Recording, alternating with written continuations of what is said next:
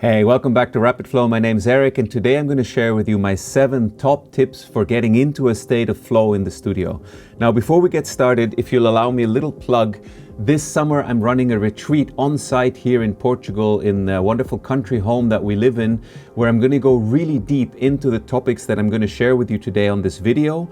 And it's a combination of mindfulness and awareness, social media detox, yoga, healthy food, of course, studio techniques. And if you want to learn more about this, head on over to rapidflow.shop. Currently, there are 3 spots still available for this retreat.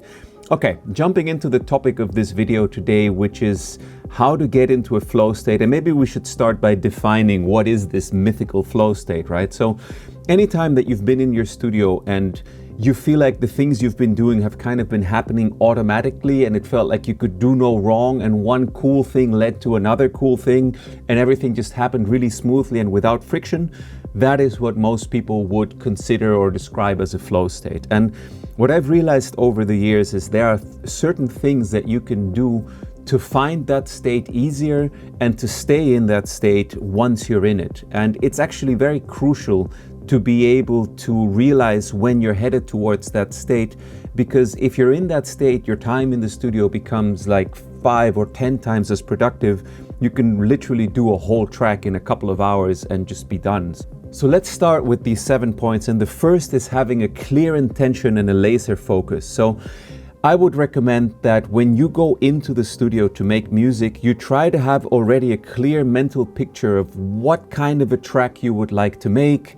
You know, what kind of a vibe should it have? What is the soundscape feeling like? What does the kick drum and the bass feel like?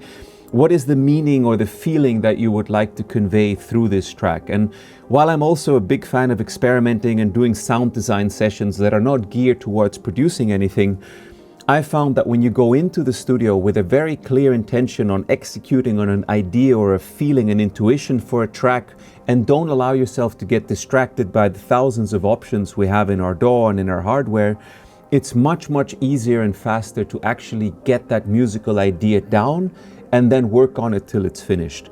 Whereas if you're just going in with this kind of an approach of I'm just going to experiment and see what happens, yes, cool things can happen, but it's much easier to get lost. So until you have a very smooth system for actually getting your ideas into the DAW, I would recommend you to have a clear idea of, you know, the genre, the speed, the key, the vibe of the track that you're going to work on, and just work towards that. The second thing, which I think is super essential for being able to get into a state of flow, is holding space for creativity and giving yourself the best chance for good ideas to come through you. And what that means, in my experience, is staying as much away from social media as possible. And while this is a bit ironic, maybe because this is a YouTube video, the idea here is for you to use this information to actually get away from social media and get in the studio. So I've found in the times where I've done a social media detox and limited my amount of consumption of any form of media, including books and music, being able to execute on musical ideas was much easier, and it just felt like I had way less clutter in my mind and in my heart to be able to actually put what I was feeling into my music.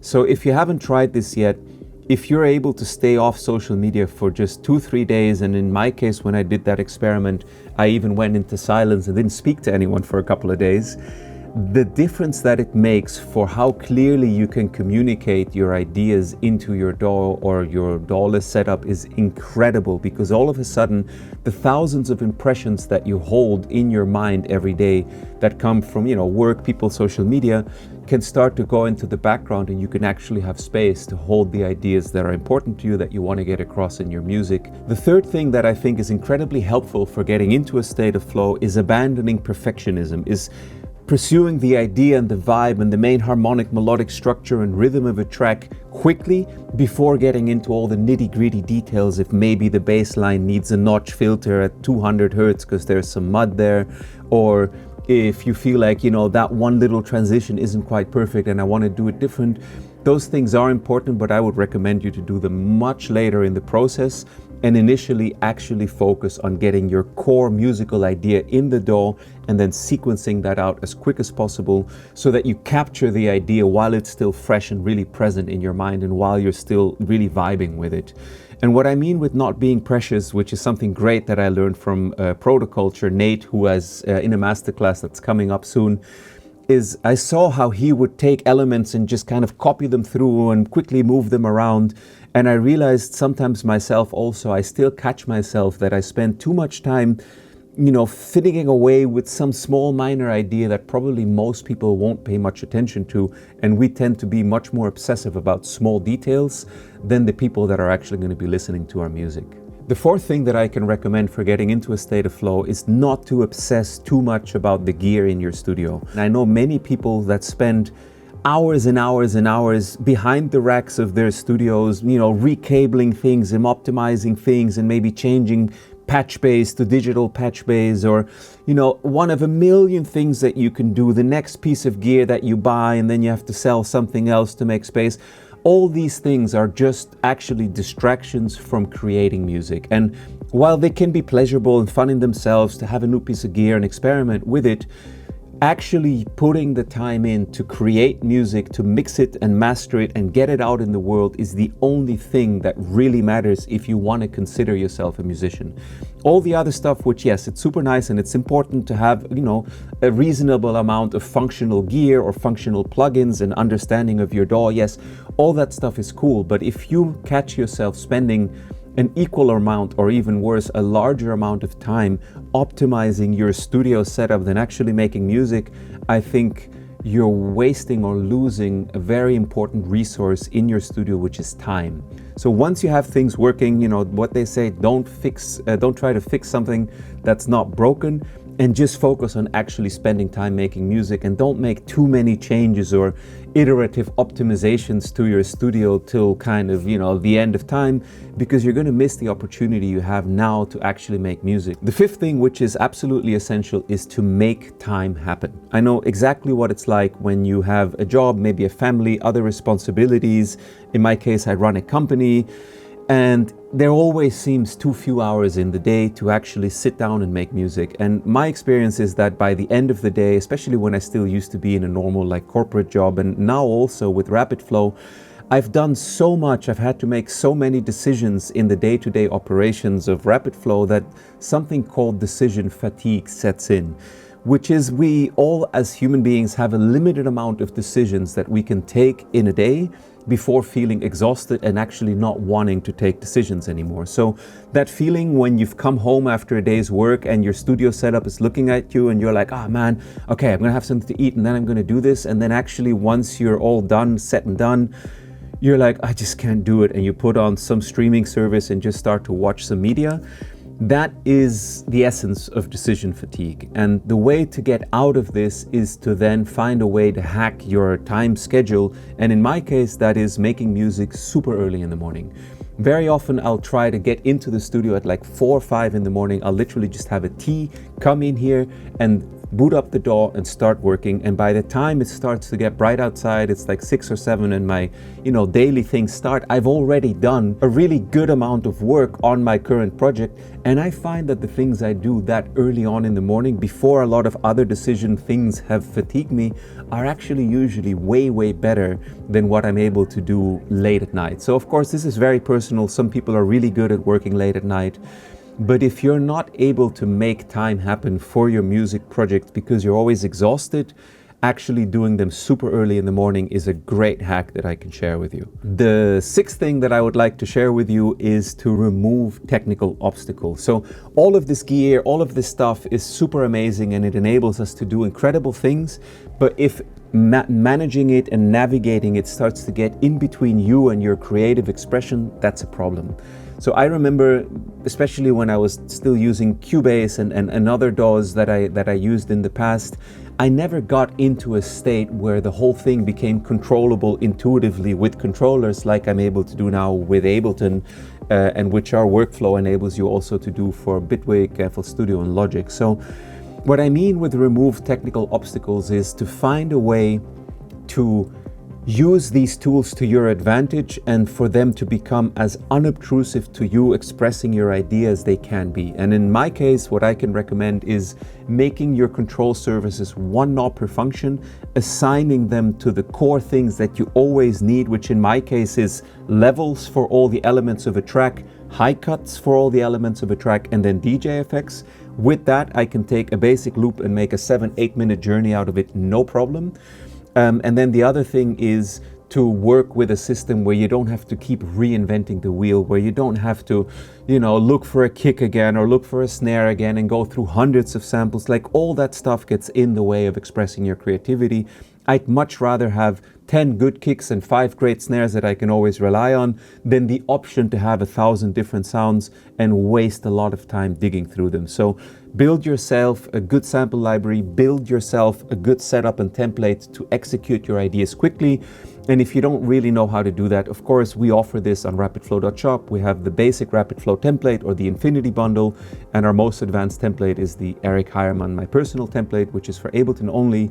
And with those, you can achieve that kind of a workflow super easily. You just double click the project and basically you're ready to go. Everything's pre-mapped. So then the final 7th thing that I can share with you for getting into a state of flow and staying in a state of flow when you're making music is to work empirically. And this is a little bit of a strange concept. I only learned about it a couple of years ago when I did a Scrum Master training back in my old corporate job. And the concept of empiricism is that you take decisions based on fact and experience and not on assumptions or guesses. And I can say that there is nothing worse than spending days or weeks, which I used to do in my past, working on a mix to then bounce it and play it the first time in a club or in a car, and it's sounding nothing like what you heard in the studio.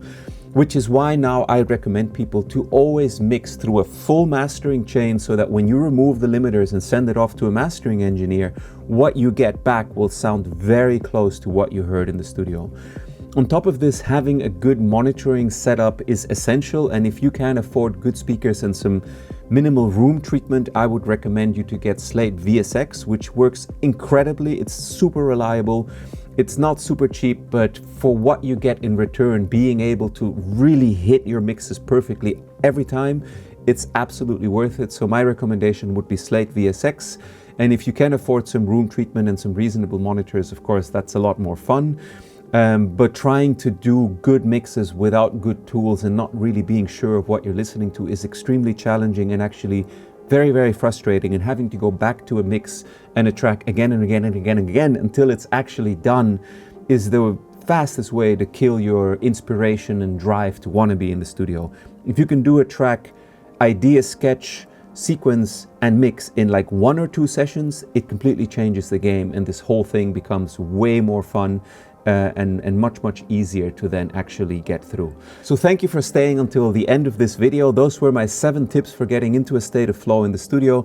And if you want to know more about the retreat that I'm hosting here in Portugal in June, let me share with you in a little bit more detail what it is that we're going to be doing. So it's an on-site retreat here in Portugal. We're going to be in the sun in June. It's super warm here, and we're going to be doing a combination of mindfulness training, so like yoga, meditation, somatic practices, as well as music production training, all of this geared towards actually getting into a state of flow more easily and staying in a state of flow once you have gotten in there. And a big part of this is also that I'm recommending everyone that's going to be doing part of this retreat to do a social media detox and not get involved into all of the things that are happening online out there. We're going to have yoga and somatic trainings by my wonderful wife, Ona, who's going to be doing early morning sessions with you. I'm going to be doing some guided meditations in the morning to help everyone get into a more of a deeper state of meditation, or if you're new to meditation, to discover that actually meditation can be very easy and very natural.